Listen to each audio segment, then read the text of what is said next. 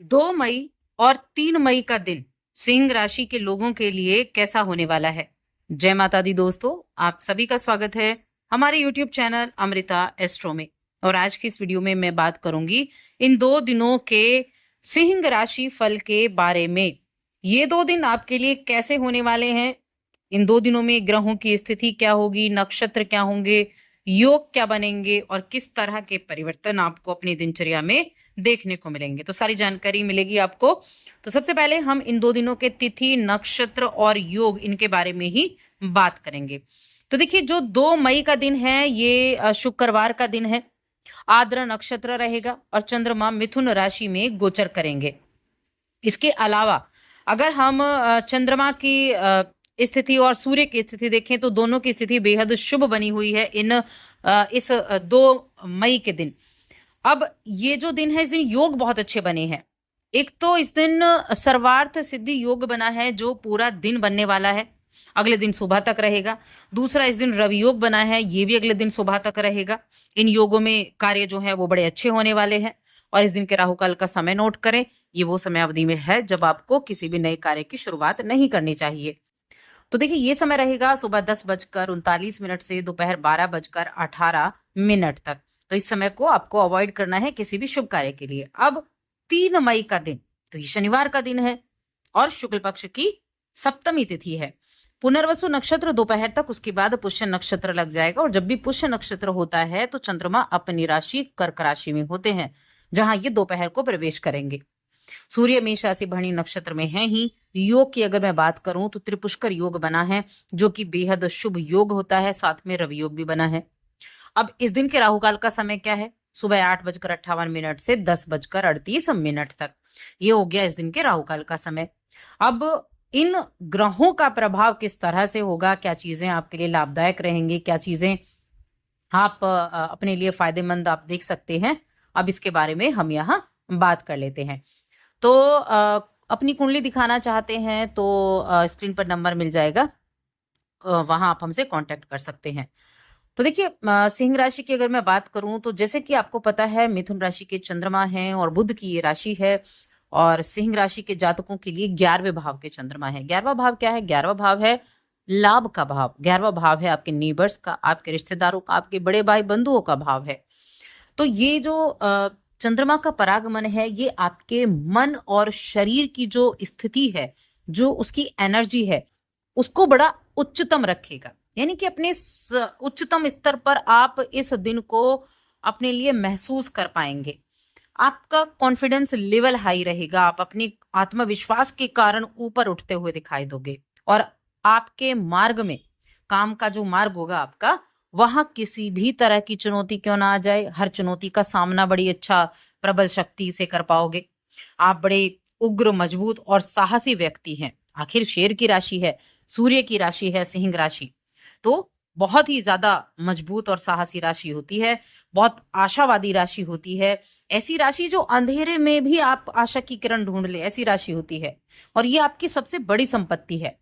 जहां व्यक्ति ऐसी परेशानियों से घबरा जाता है, वहां आप अड़िग रहते हैं।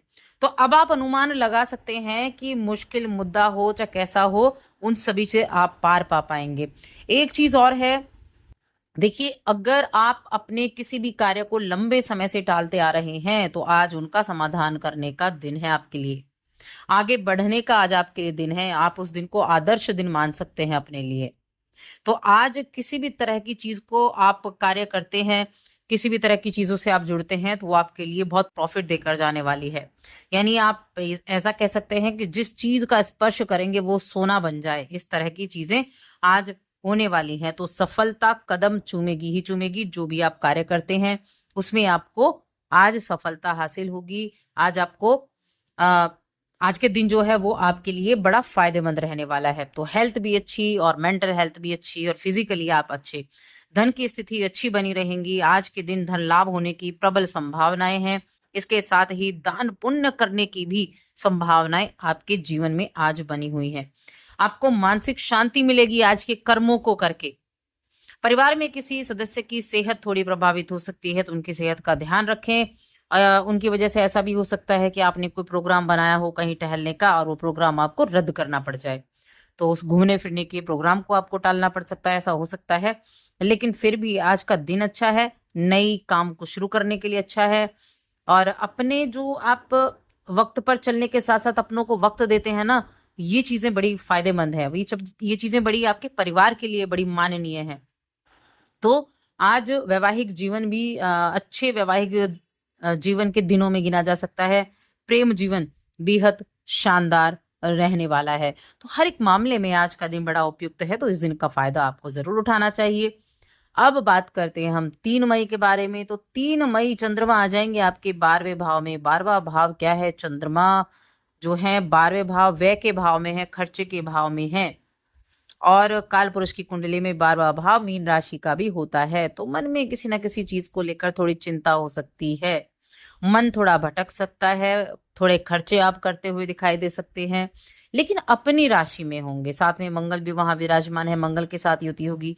सेहत का थोड़ा सा तो ध्यान रखने की आवश्यकता होगी कि हेल्थ इशू कोई ना हो, इस चीज का ध्यान रखें। क्योंकि 12वें भाव का चंद्रमा आपको थोड़े बहुत खर्चे करा सकता है, हेल्थ के ऊपर करा सकता है। खरीदारी आप किसी तरह की कर सकते हैं।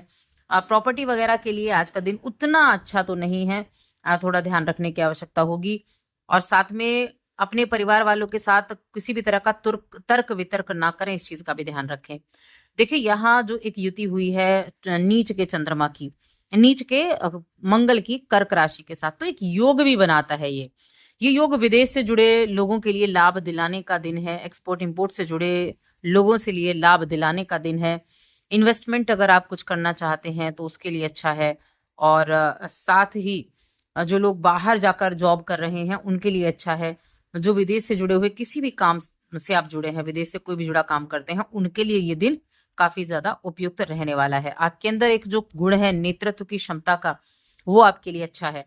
लेकिन कहीं ना कहीं खर्चों पर तो कंट्रोल करना होगा। परिवार में किसी की सेहत प्रभावित हो सकती है, उनकी सेहत का ध्यान रखना होगा। और वैसे ये सूर्य की राशि है और चंद्रमा कहते हैं राजा और रानी। चंद्रमा रानी होती है, अब रानी खर्चा ना करवाए ऐसा तो नहीं हो सकता।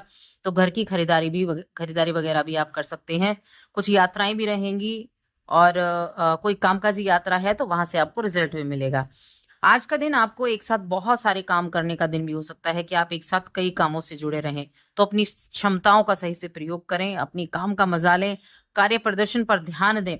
नई चीजों को सीखने का आपके लिए मन हो सकता है, नई तकनीकी ज्ञान प्राप्त करने का मन हो सकता है। तो चीजें तो जो है वो काफी बेहतर होने वाली है।